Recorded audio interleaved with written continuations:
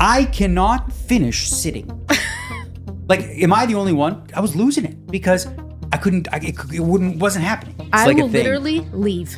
Why? Because you're getting on my nerves. Okay, don't leave. Delivery drivers, those people, I am 100% Waiters. tip shaver. If you tip, you shouldn't get delivery food if you can't tip them. I used to rent this out in high school to a kid. You're so weird. $2 a week. You had to go through this brutal, horrendous process of IVF shots. Again, that was awful. Yeah. Yeah.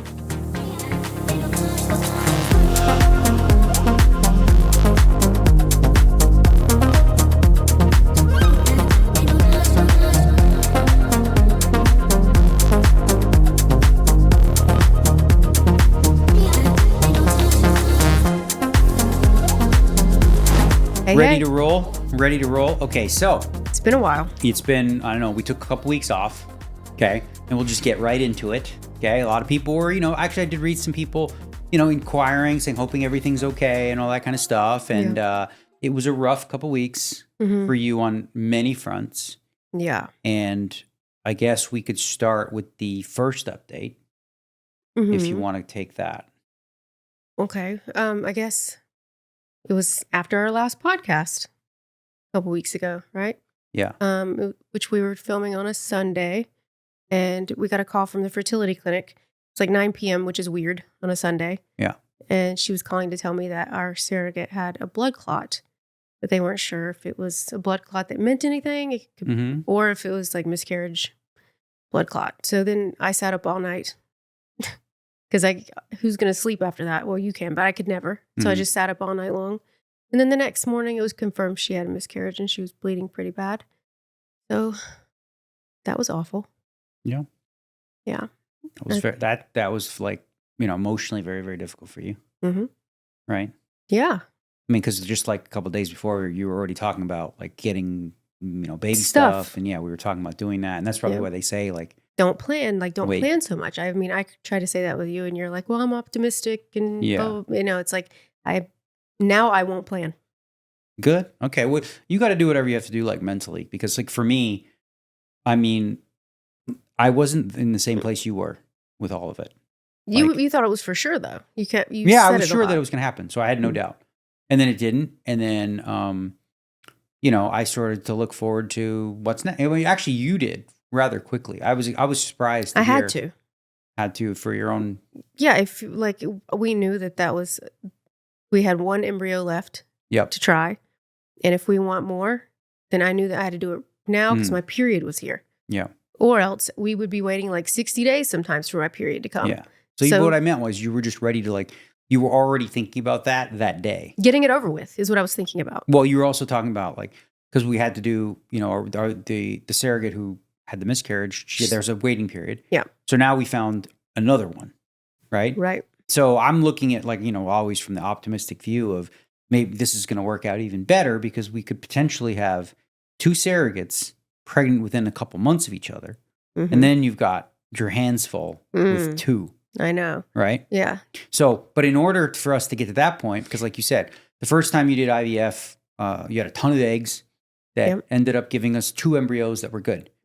First one didn't take, so we still have one more. One more. Which is going in. And then you had to go through this brutal, horrendous process of IVF shots. Again. And I know people go through it or whatever a lot, but like this time has been much harder for me. Mentally, physically, all of it. It's been. Yeah, you weren't like people ask, like, why didn't we do a podcast? Because you were not mentally available and physically, you just couldn't. Like, you haven't, there was, once you had this, you were already struggling with the shots, but then when you had the surgery, the recovery was even worse. Like, it's only 5 days out. Yeah, 5 days out. Yeah. So you're still struggling. But, like the bloating, like how. Yeah. You feel awful, nausea, pain all day. Like, I felt like I was going to throw up before I came down here. Like, it's just, it hasn't been easy. It's just a lot on your body, right? Because you're growing these, like you said, with the size of a walnut, your little follicles into a grapefruit. Is what almond. Ooh, that's even smaller. That's what they compare your ovary to. So, and then it grows up to the size of a grapefruit. Mine did, yeah. Yeah, that's big for you. You're tiny. It's big for anybody. It's big, and it feels awful inside you. I can feel the stimulating. I can feel it, and they're growing. But again, we did the surgery, got 27 28 follicles. this time. 28 follicles. And we did fresh semen this time from you, meaning you have to be there on the day of We'll tell instead that of story. frozen. And from there, 17 fertilized immediately, day 1, which was much more than last time. Today is day 5. Usually you're waiting till day 6 to get the news of how many you got, but 2 already made it today. So we have 2 that are frozen. To the next stage that they go through genetic testing. Genetic testing is next. And tomorrow, she says they were so close. We'll have more tomorrow. So I don't know how many total we'll have tomorrow, but we'll see. And then 10 days of genetic testing, and we do this shit all over again. Yeah. Well, mainly now, hopefully you each day start to recover, and because what needs to happen now is your ovaries got to go back to normal size. Just like they got to shrink down. You got to drink a lot of electrolytes. You have to. People would think it's the opposite, but you need to have a lot of sodium. Because, sodium usually would bloat you, right? Yeah. But what it's doing is there's a bunch of fluid around your ovaries, and it needs to pull that fluid out. And sodium pulls it out of there, I guess, and into your bloodstream. So yeah, I've been drinking, but almost wanting to yak from drinking so much. Yeah. Speaking of drinking, I want to get to that too, because first of all, I didn't know until, whatever, you're not supposed to drink alcohol if you're going to do a sperm sample. Not like you were. Okay, enough with that. Not like she you were. literally Seriously. said moderate. What are you talking about? She said you were moderate. Okay, well, you both don't know shit. I mean, what? I gave her the dates you were drinking. Yeah, like what? But I had 2 glasses of wine. It wasn't. Anyway, bottom line was that's not where I was going with it. No, you're not. Just point is you're not supposed to drink right before egg retrieval. Right. So I didn't know this, that nobody told me. And then I realized it. So I was like, all right, here we go. We're going clean. I'm going to work out, try to get in the best shape I can to make sure my spunk is ready to go. I think you had a week, right? 2 weeks, almost 10 days, 2 weeks or something like that. But the good news, but anyway, like I said, I mean, no matter what, I drink 2 glasses of wine, and you, of all people, who used to party like a rock star, judge me so harshly. There's a reason that you get defensive, because it has nothing to do with me. No, it does, because it's the way you say it. Always. You always are like, oh man, you were moderate. Listen, I wasn't. That's what she told me. She's wrong. She's wrong. The doctor's wrong. She said it was fine. She said, she makes lots of jokes. She's a funny lady. Yeah. She said, I've had, alcoholics in here who make babies. You want the better sperm, right? So you want to not. Hey, buddy, you can't get I can't. What I was saying is she wanted to know specifically how much you'd been drinking. Yeah. So that's not something to get upset about.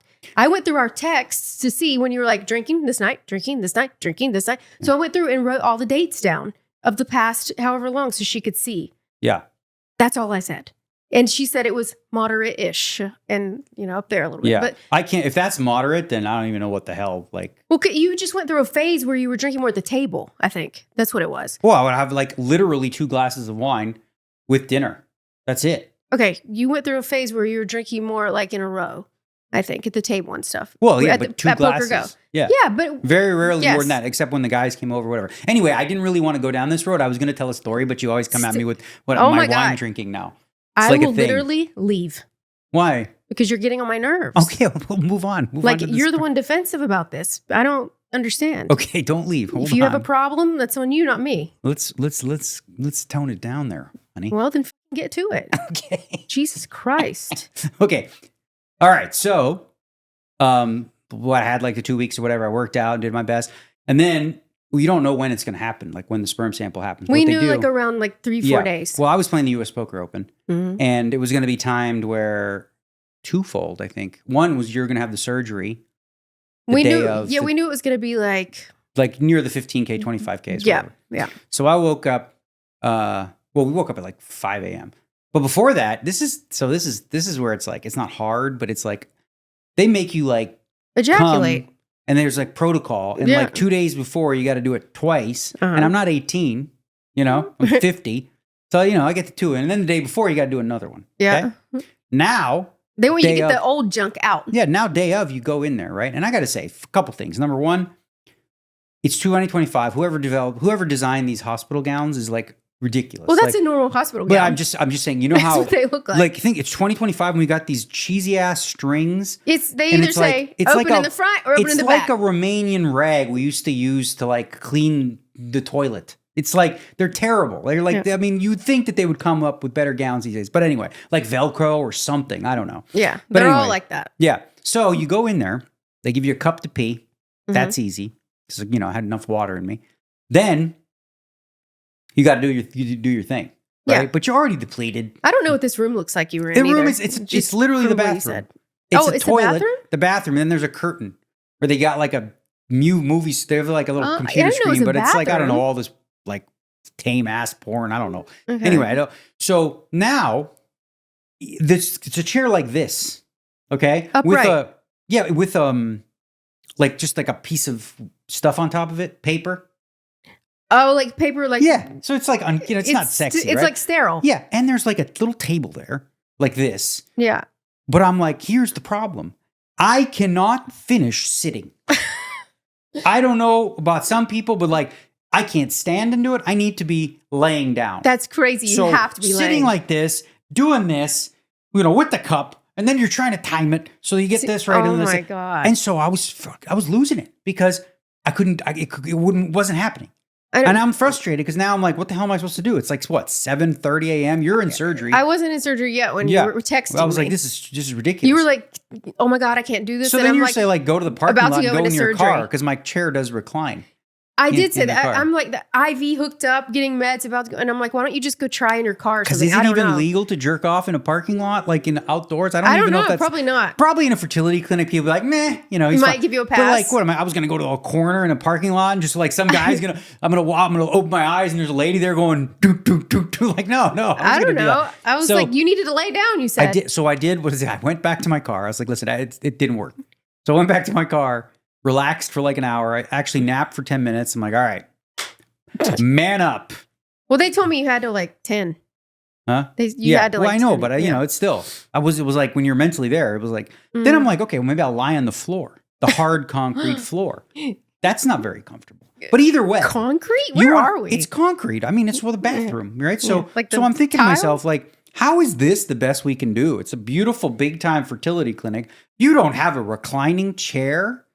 You know what I mean? Like, it seems like, because I don't know if I'm the only man, but if you're a man and you can, like, am I the only one? Because sitting, it's not. Just jerking off, though. Whatever. Because you can get a blowjob standing. But I won't finish. You have. When? You have. When? I'm not going to name it. No, I haven't. I'm not going to name that time. Who were we with? I know. That's the problem. With your old friend? Huh? One of them? Yeah. So that's the thing. Like, most people can stand. I wasn't standing. I was laying down. Not for this one. Man, geez, how did this one escape my memory? Okay. Yeah. So anyway, mission accomplished. Not a lot comes out. Like, it felt like a decent amount, but then you look in the cup. And you're like, it's so small. That's it? You're like this little, like I said, when you're 18, you produce, man. But they said, and there are ways to produce. I was telling you, there's these vitamins and things you can take to make you like have more cum. I was looking things up. Yeah, like pineapple juice and just whatever. all kinds of stuff. But it's fine. So, but the thing is, they don't want me to have too much, right? Because the whole point was they depleted me to get new stuff. They just wanted the newer sperm. Yeah. Because the newest sperm has the best morphology and it flows better. It's faster. So the first time we froze it because I had to go to Bahamas and her period was like literally 45 days late. Yeah. So this time we did fresh. We got a nice crop going. We'll see. But they did fertilize 17 very fast, so immediately. Maybe you got enough out. I mean, she said that she could take from the tiniest amount because there's millions of sperm in whatever you gave. Yeah. That's insane, isn't it? Yeah. Millions. But I was like thinking, oh my God, I was anxious going into surgery because you were like yelling on text about not being able to do your part. And I'm thinking, this motherfucker better get it done because what my body has gone through this week. Imagine like, I'm like, sorry, y'all, I got nothing. Like, can you imagine? Got nothing for you. I'm not doing this again if you can't do it. But no, they gave you a lot of time. For you, you don't know this because you're a woman. Maybe you do. But there are times, let's say, for example, when a man, right? Let's say you come really, really close, but then it doesn't happen. Yeah.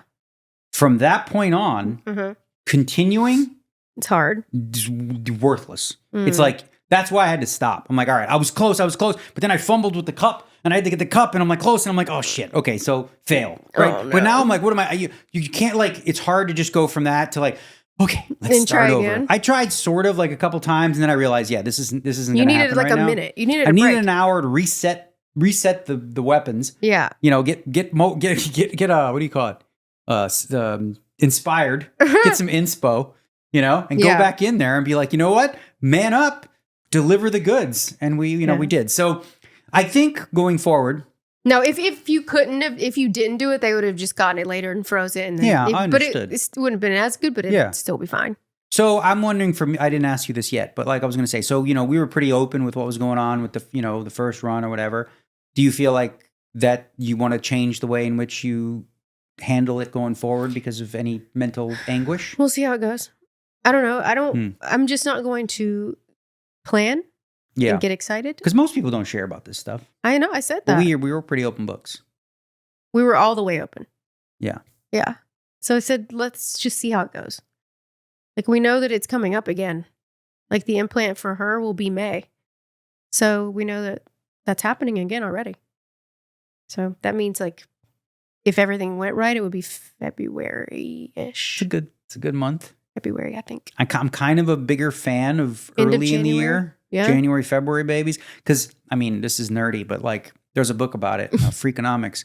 In the NHL, for example, right? Of all the players in the NHL, 85% were born between January and June, right? Mm-hmm. And then, so only 15% in the second half. So the question is, why, right? Why does this happen? And it doesn't happen to any fault of people. It's just organizationally, what people don't realize is, let's say, for example, you have 7-year-old kids playing hockey, okay?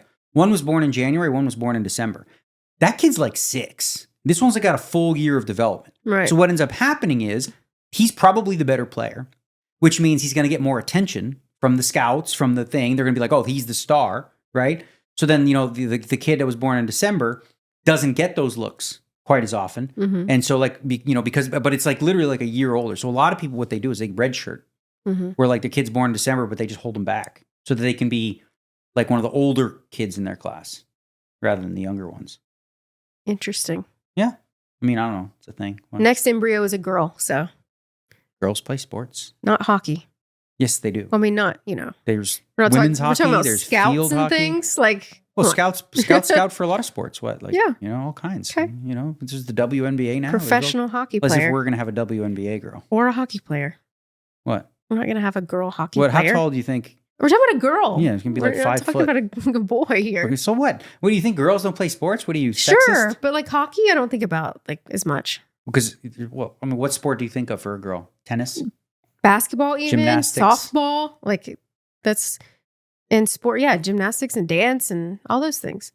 Soccer, girls play all kinds of things. Okay. But you were specifically talking about hockey, so I wasn't talking about hockey in relation to the embryo. I was talking about the general concept of redshirting. Yeah, which I wonder how they handle going forward. Because if you're a parent, this kind of stuff. I think for your kids, you want to set your kids up for like the best possible future. Mm-hmm. Do you want them to be the smallest, youngest, weakest in their grade, or do you want them to be among the strongest? What's better for their development? Somebody has to be the youngest and like the weakest and the smallest. But like, I was like one of the last to get driver's license because my birthday's August, and that's late even. Mm-hmm. I was little and the one of the last ones. Yeah. Yeah. Yeah. And that's not even late in the year, really. But it's late for school. Yeah, second half. Yeah. And you're already tiny. You know what's odd? When you were talking about it, I was thinking there were 2 kids that were older in our class, I remember. Both boys. And like, they got made fun of. Why? A lot, because their parents held them back. Oh, so they were like looked at as being dumb. Yes. So like you're older and you're still in the 3rd grade because you're stupid. Yeah. Yeah, I was just thinking it when you were talking about it. I was like, oh, I remember this person. I think kids today don't even like. Maybe this is just my perception, and I'm not a kid, but like what I sense is they care so much less about school in general, and like how good you are in school, and way more about how cool you are, like how athletic, how much of an influencer, how many followers you have. Like, oh God, because I'm like, you're right. Like we used to make fun of like smart kids too. All the cool kids made fun of the smart kids. Like I was in an enriched program, okay, when I was in junior high. For the smart kids. And I didn't like it because all my friends were dumb and they were in, Gen Pop. So I like purposely. We didn't have that. I purposely, you didn't have enriched gifted programs? No, I had honors classes is what they were called. But I didn't have if you were smart, you weren't made fun of. Well, it wasn't that we were made fun of, but like Well, they sort of did, but like I wanted to be with my friends, and then I remember like purposefully like not doing the work and like failing on purpose so that I could be with my friends. Yeah. And then the next year they're like, all right, well, you asked for it. And then I went to like the classes, and it was like brain dead stuff. It's unbelievable, like the difference. Like I was actually among smart people learning stuff. It was probably a stupid mistake, but it worked out for us. So, we're fine. But yeah, like, you want your kids in those classes if they can. I just wanted to be with my friends. Yeah. And all my friends none of them were in the enriched class. They're the athletes and whatever else. Yeah. Yeah. How you feeling? Okay. Sure. I mean, I'm nauseous and I'm in pain, but this is what I've been in for days. Because we can end this whenever you want. We just wanted to give people sort of an update on, where you're at and what's been going on and the reason that we, didn't do podcast for 2 for a weeks. couple weeks. I know I keep getting messages. Some people are like, oh, did you guys quit? I'm like, geez, just quit. We're just done.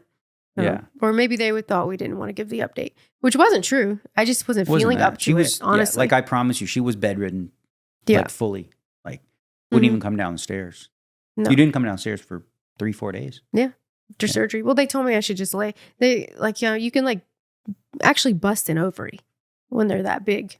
So like if you do that, and I was high risk for that, I've talked about it before. It's called OHSS. It's when the fluid in your ovaries leaks into your abdomen, and it'll do that a little probably, but like if it really does that, it can go to your lungs and then you can't breathe. And you have to go to the ER.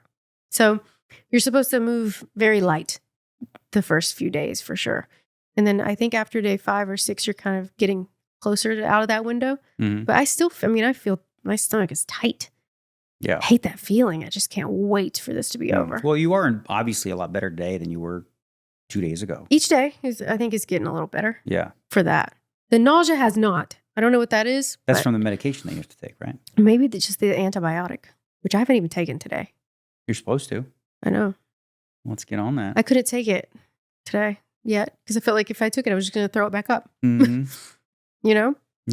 Wasn't there one thing you wanted to talk about, though? Oh, there's a bunch of stuff, but I'm just wondering if you want to get to those or not. We don't have to. Well, what did you put on there? I put all your stuff. You said Menendez's are getting out. They might. Oh, Menendez, we don't know yet. So we don't have to talk about that because they just continued it again. So until May something that they were arguing in court, the lawyers. So they are going to continue with a trial, another one to see if they get out, but nothing's happened. Okay. So that's done. And then you had, what's this? Objectophilia? Oh my God, I was watching these videos. I couldn't stop watching them. What the hell is this Objectophilia. Now? It's when you're in love with an object. So this is like people who fuck the couches and stuff? Yeah, but they're not just fuck them, they're in love with them. They actually have real emotional feelings for an object. And I watched this guy. This is not classified as a mental illness? Of course it is. Okay, I was going to say this is... but I don't know what it's under exactly, but it's... This isn't just a kink. It's something No, wrong. They really feel that way. Like he was in love with his Dodge Neon. Like, I think it was a Dodge Neon. He was like, he would go outside and kiss it, like lick it. Ew. That's what I'm saying. Like he wanted... So he was attracted to it? Yes. So like sexually and emotionally, he said he was in love with the car. And apparently then like this, a couple years later, the car got into, it was an accident and he couldn't have it anymore. And it like, he was really depressed because he really believed he was in love with this car. I wonder what that, like, isn't that wild to think about? That's like super crazy. Yeah. And that's such a rare thing. Yeah. I don't even know the percentage of what, but they had it. There was a show, there's like crazy shows on television. I don't know. There's a bunch of them. Where did you find this? Somewhere online. I was watching the guy kiss the car and stuff, and then I got like into a rabbit hole of what that means. Yeah, objectophilia. Mm-hmm. Yep. So I thought about it, and I was like, how sometimes I feel bad for objects? Yeah, like the Kevin, our robot cleaner. Yeah, I mean, it's not, obviously, I could never love. We have a robo cleaner.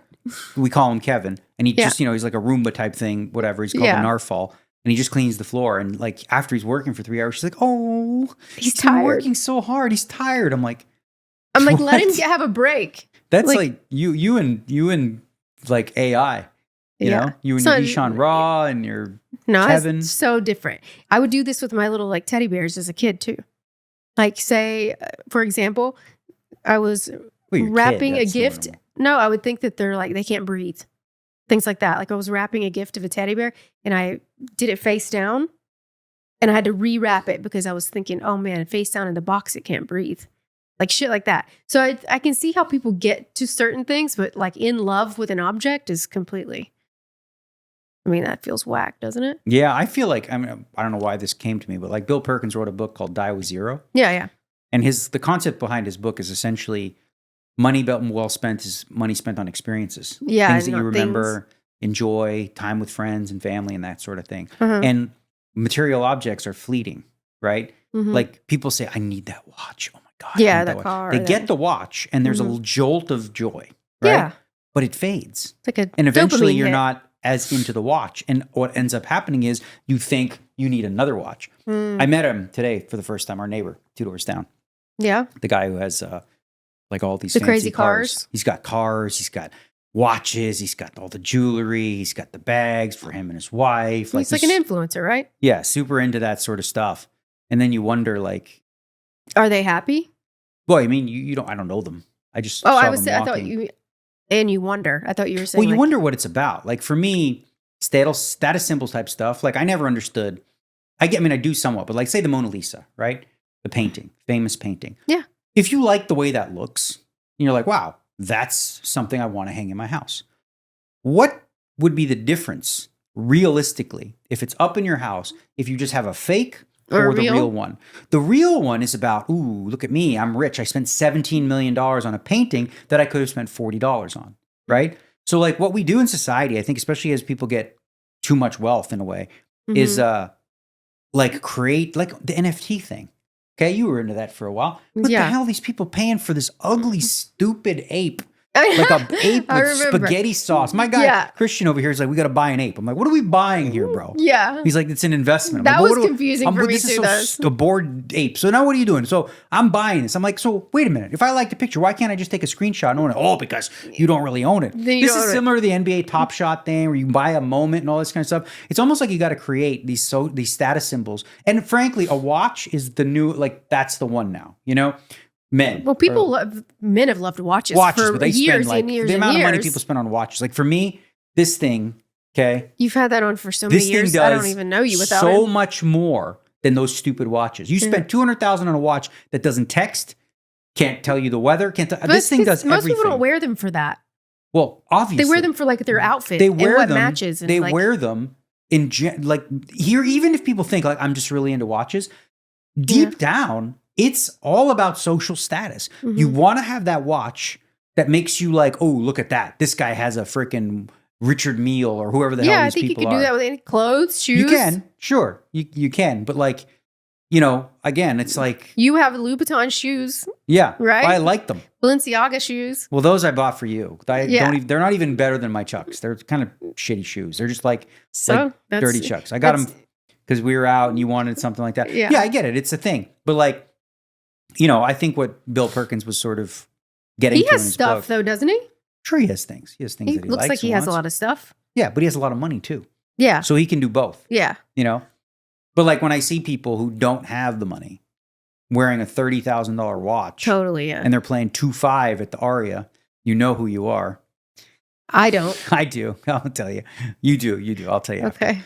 But you have a $30,000 watch. And here's the thing. Like when you're doing that, especially if you go to bad areas, whether it's in Europe or that's here, dangerous. You're walking around literally with a sign on your freaking arm saying, rob me. Yeah. I know so many people that have been mugged and robbed just because they're wearing a stupid watch.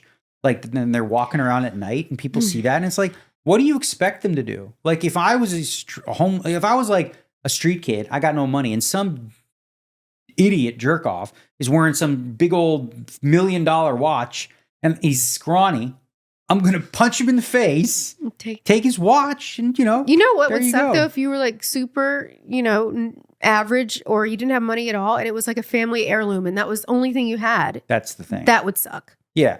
I have this. Yeah, you've worn that. I've had this since I was 16.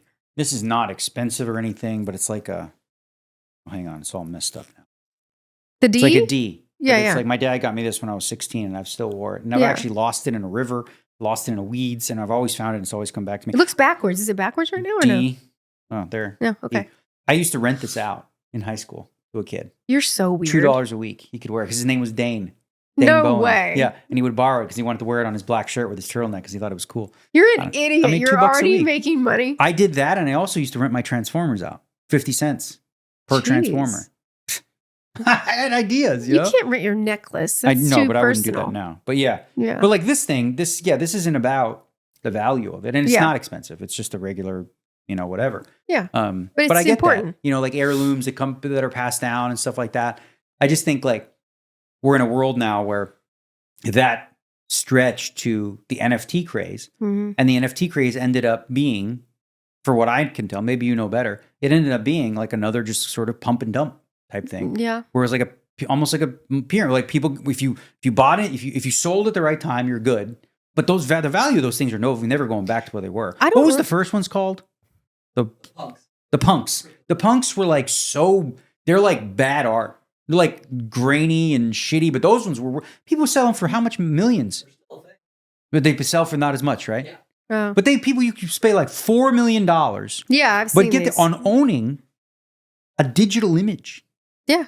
That is. You feel like what are you going to do with it? That is like, again, it's like, I'm in the club. I have a Bored Ape. I'm a fucking I would definitely have it as my guy. Screensaver or something. Sure, but you can do that anyway.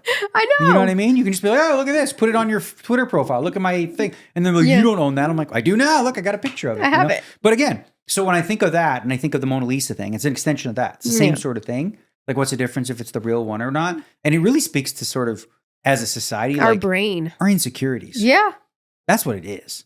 Yeah. Like, it's like I need to show off like I'm cool. I mean, I guess it's no different really than like. It's always been that. If you take it to the extreme, now. it's no different than like wanting to dress nice when you go out. Yes, exactly. Like, what's that about? You see like some of those people, like the ones that go like to the shamans and they wear just like gray robes and don't comb their hair and they go like, and you look at that and you're like, ew, but at the same time, who knows? Maybe that is the answer. No, or sometimes those people are trying to look cool too, though. The kids are like, I'm like, so, like the so ones, the shamans that are like all in white with all the bracelets and necklaces, and they're like, and they rocks, have something to teach, and they have a man bun.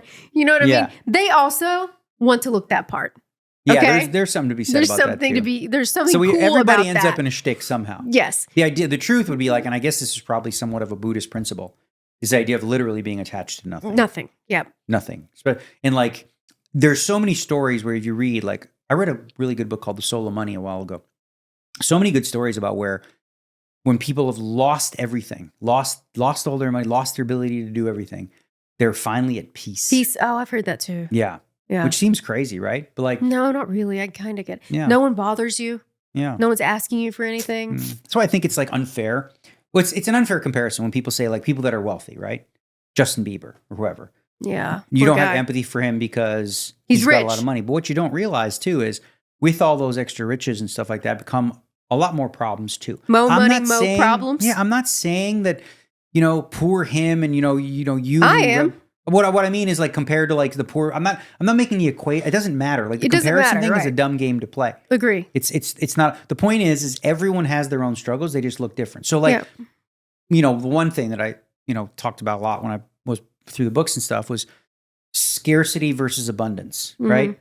And the truth is, most people wake up with a scarcity mindset. Whether you were like, an African child thinking in the morning, I don't have enough food, water, and shelter. Like the most basic, right? Yeah. That's like a scarcity conversation. To the stockbroker who's worth millions, who says, I don't have enough time. I don't have enough resources to buy the things that I need. And I want to sell this. I don't have this and that. Like he wakes up thinking of what he doesn't have rather than what he does. Yeah. And like, I've always come from, or truly, I really have from an abundant mindset. Like lucky that you can just do that. Yeah, I mean, I was lucky because I had parents and easy upbringing in that regard. But like, I always believed in myself, and I believed that like, money's replaceable, and I'll get more. Yeah, most people don't think like that at all. No.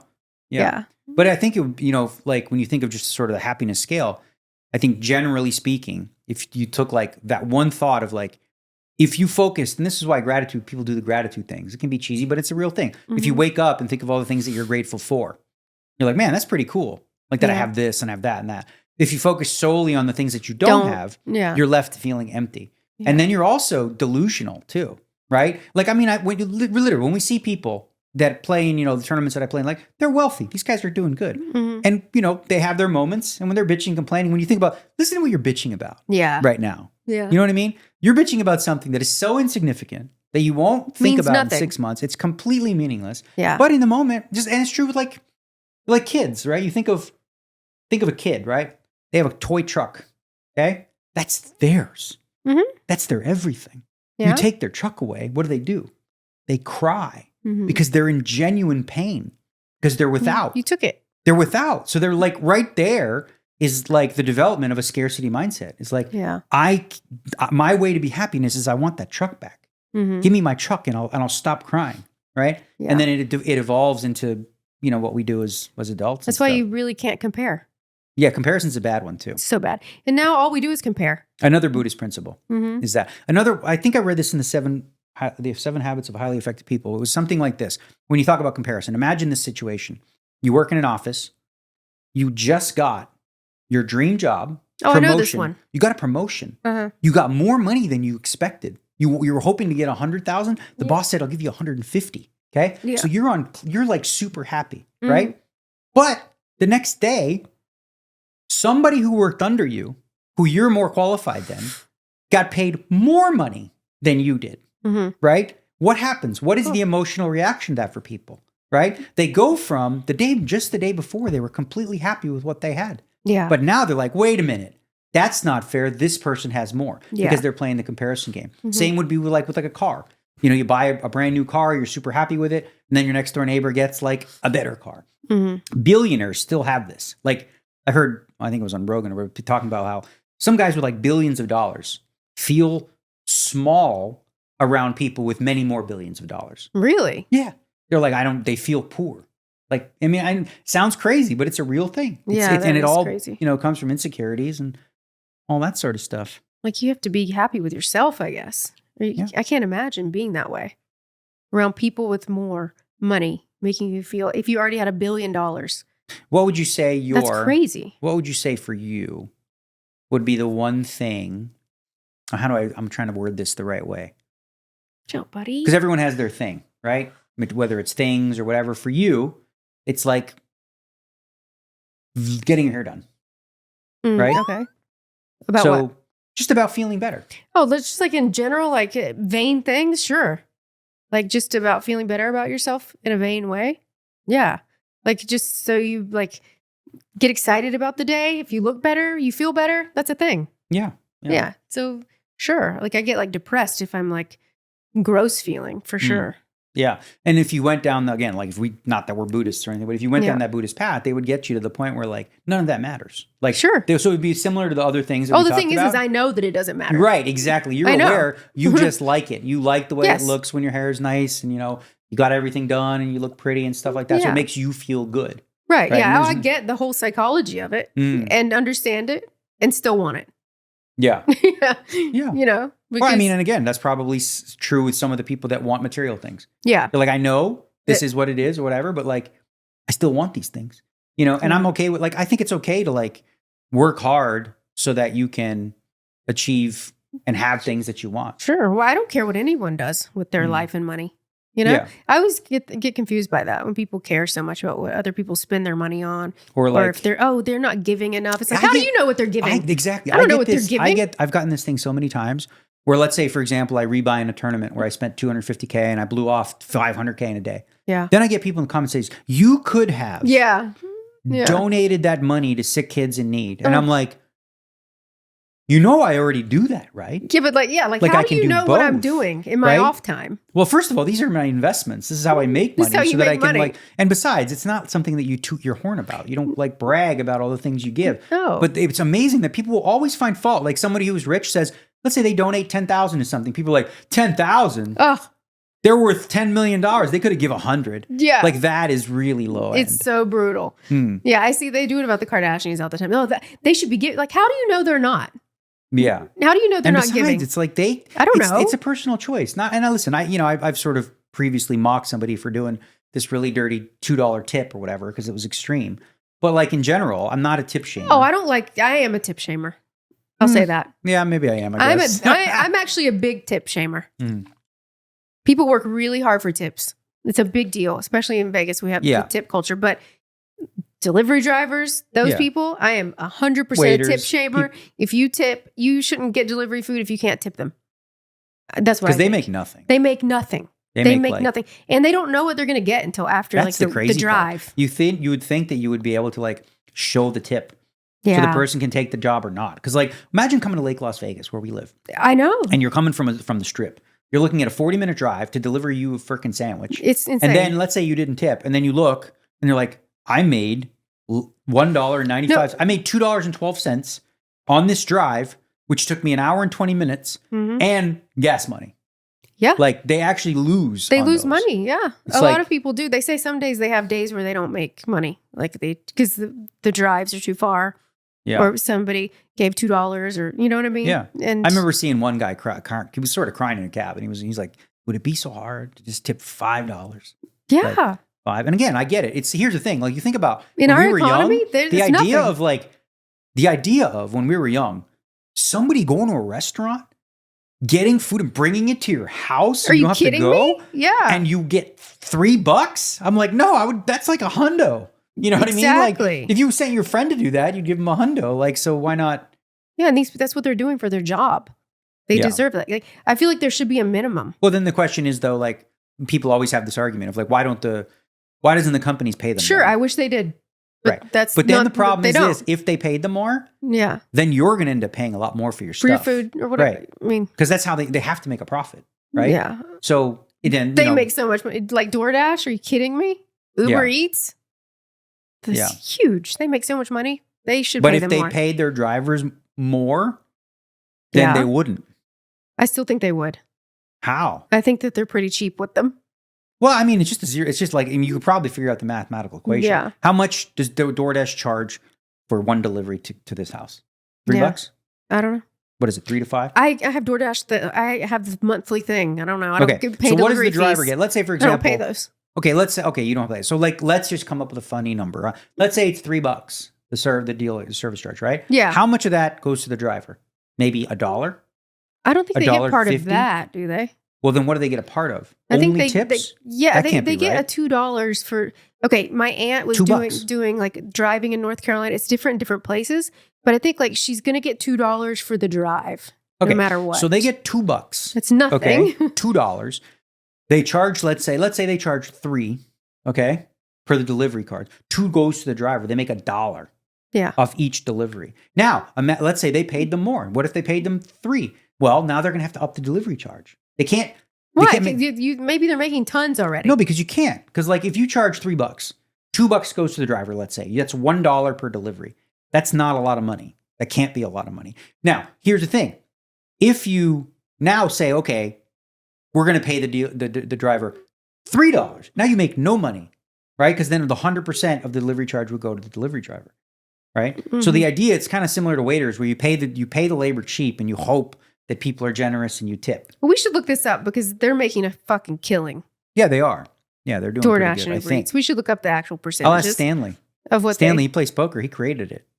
Oh. Stanley Tang. Yeah, I'll ask him. he's doing pretty good because this Ask guy's him playing. how much money he makes. Well, he's a billionaire. Yeah. So he's doing pretty good with the DoorDash Ask him thing. what he gives his drivers. Yeah, I don't know. But That's it's, funny. it's a business thing. It's like they get the short end of the stick, and I get that. But then the question is like, first of all, they don't have to do the job, right? So here's the thing. Most There's people do it for extra. Right. So here's the thing with anything, like with any business or whatever, and this is not political. This is just the way the world has to work. If people are willing to do the job for the money that they get, then all is fair in love and war, if you will, right? If people realize, or people say, you know what, screw that.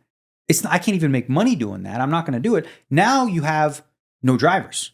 And if Yeah. you have no drivers, you have no business. Right. So what do? Then you have to up their pay Mhm. and up the delivery charges, right, for the people.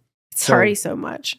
What's that? It's already so much. What is it? Like just to get food delivered. My mom was talking about it yesterday. She's like, I could go pick it up and it's half the price after all the tip and everything for them to bring it here. It's half. Yeah. So like you're just, because you have to tip them decently. Well, some people don't. Yeah, I know. And they're terrible Some people look at it like, I'm already paying enough for the delivery charge. Screw that. Yeah, they don't think about the person behind it. Like we live in a place that's like tipping culture, but you go to Europe or whatever, tipping's not a thing. No, they pay them more. Right, but people don't like you give the cab driver a tip, and they're like, "What the hell is this?" Yeah, one of the things that you look at too, though, is incentive, right? So part of what tipping culture, part of the benefit is the person giving you the service wants to go above and beyond to give you good service to get a better tip. Yeah. When you eliminate that incentive, why do they care? They're your waiter. They're like, you're going to order food. What else? I get paid either way. What else? So I'll bring it when I'm ready. I remember this is true. I literally went to Paris years ago and we were sitting outside of one of those. I love Paris. He doesn't. Yeah. We're sitting outside of one of those little restaurant thingies. And we sit down. We're waiting for menus, drinks, It's whatever. Europe. Are you kidding me? They're slow. We see a waiter. He's like standing against the wall smoking a cigarette. Nobody's reached us. 20 minutes go by. He comes by. What do you want? Yeah. Like, yeah. And it was like, there was no like, hey, how's it going? It was like just very like blah. And again, that's like sort of. I've been to lots of places like that in Europe where it's like, You know what I don't like that much is I don't like communal tipping. I remember like for poker tournaments, right? I'm always a big believer in then you tip the dealer based on the dealer's work, right? Yeah. You don't do like I do it now because I have to, but I remember the first time I was in Foxwoods, it was in 1997 and I won a tournament and I wanted to tip the dealers. Yeah. Right. So they said, oh, you want, because they were like confused. Well, I'm like, I want to tip the dealers. Huh. They took me out to the middle of the casino. This is a true story in Foxwoods. They took me out to the middle of the casino. Okay. Sat me at a blackjack table and just put it in there. No way.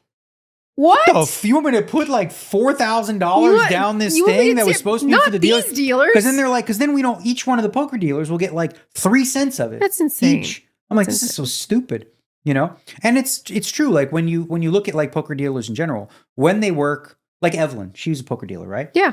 And she works underground. She has since we were teenagers. Mm-hmm. And part of why she does it too, though, is because she deals fast, she deals quick, she's efficient. She makes more money, right? Because she gets more tips. Mm-hmm. If you didn't, let's say, for example, 4 of you are dealing the night. Yeah. And you all will split the tips. Why am I going to work my ass off? Yeah, Let you work your ass off. Mm-hmm. I'm not going to overwork because I don't get none of it, right? So it's kind of like, I see the benefits of both sides, but there's also pros and cons. That happens everywhere, though. People at restaurants, when they call it tip out, they have to all split tips at certain places. Yeah. They hate that. Obviously, they'd rather have their own tips because they work harder that way. It's kind of like, and again, I don't want to get political, but there's no way to not. Like, it's essentially like what we're discussing is an argument for like sort of a socialist society, like a communist society, where everyone gets the same, regardless of how hard you work. Yeah. Everyone has the same stuff, the same opportunity. What ends up being created out of that is massive resentment, right? Why the hell am I working so hard and getting the same as this person who's not doing anything, right? You like the equal, like I'm a big believer in the capitalistic idea with some restraint of work your ass off, work really hard, get paid for it, Like there should be a carrot in the end of the stick. Agree. When there isn't, there's no room, there's no real, like what would be the point of working your ass off if there's no benefit? Watch him just there because he's gonna. You guys are so annoying right now. Yeah, he's being I can't annoying. twist Let much. me grab him. Okay, buddy. Here, let me grab him. 'Cause you're like on the edge there. You guys are comfy. But, the blanket. But yeah, like so that's why I think there's like pros and cons to the incentive structure behind tipping. No, I agree. I wouldn't work hard at all if we're all just sharing and no one else is working hard. Yeah. Like if at a restaurant, you're just like no one else is doing it. I've seen these videos where people go to like college campuses. Socialism or capitalism? I would say socialism. Because all these kids, like, here's the thing. When you're young, you have like sort of utopian beliefs, like kumbaya, love is good, let's everybody have everything, So they have this sort of, frankly, almost like communist views as being not so bad. Yeah. Because in theory, they say it just hasn't been done right. Okay. It's never worked anywhere in the world. But it hasn't ever. been done right. But it just hasn't been done right. Well, it can't be done right because it's always corrupted. Then the guy will do these little bits with them. It's like, well, how do you feel about like just making your GPA like just the whole class? The average. You're like, hell no. Like giving them a chunk of my GPA? Yep.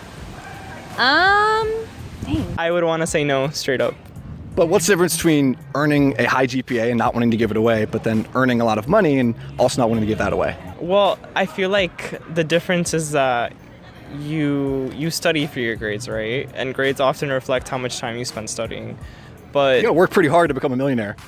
I mean, I'm not denying that fact either, but for the regular working person, You're like, why? Well, I thought you wanted to be equal fair. So there's 30 kids in the class. Why don't you just like share your GPA points with them? We're like, because that's not fair, they say. No. Because I worked, and then they say, because I worked really hard. And they're like, oh, so you're saying they didn't work hard, right? How is that different to, sort of like, political ideology? And that sort of wakes them up to going, huh. So it's like people have these ideas and ideological ideas that sound really pretty and cute. But then when it comes to practice of them having to sacrifice their own shit, they're like, hell no, that's not fair. No. I love those videos. They're funny. Are you wearing a fish market shirt? Yeah. I'm like, keep looking at it and I'm like, why is he wearing a fish market shirt? Okay, if you want this, by the way, I'm you can so get confused. You can get it at Contenders Clothing. This is the Godfather line. Luca Brasi, you know who that is? Nuh-uh. You don't know Luca Brasi? You remember the Godfather movies? Kinda. Okay, we have to watch them again. I mean, I've watched them when I was young, but I They're don't beautiful. remember. So this is the Luca Brasi fish market. I'm like, what the So there fuck was is like he wearing a fish there's a market scene shirt? where they talk about Luca Brasi, and he's like, he sleeps with the fishes. Ew. So this is the Luca Brasi, Yeah, it's just so funny See? because you wearing a fish where it says where he sleeps with the fishes. Fishes. Yeah, Yeah. Manhattan. Yeah. You like it? Yeah. Yeah. Contenders Clothing now makes... that I understand what it means.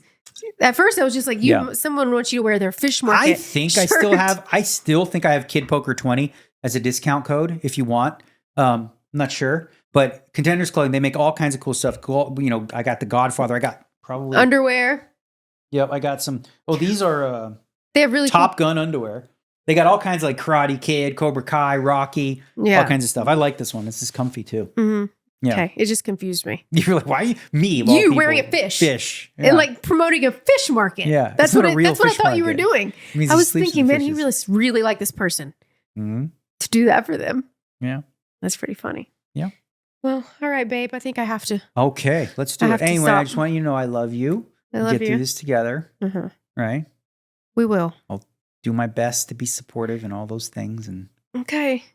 I'll things do will my happen. best not to lose my shit. How's that? It's okay. I get it. Like like you said, your hormones, Mhm. right? Like, it just is what it is. My body's going through it. Your body's going through it. Yeah. Yeah, you're a trooper. We'll Now keep go- you updated, people. Did you order food?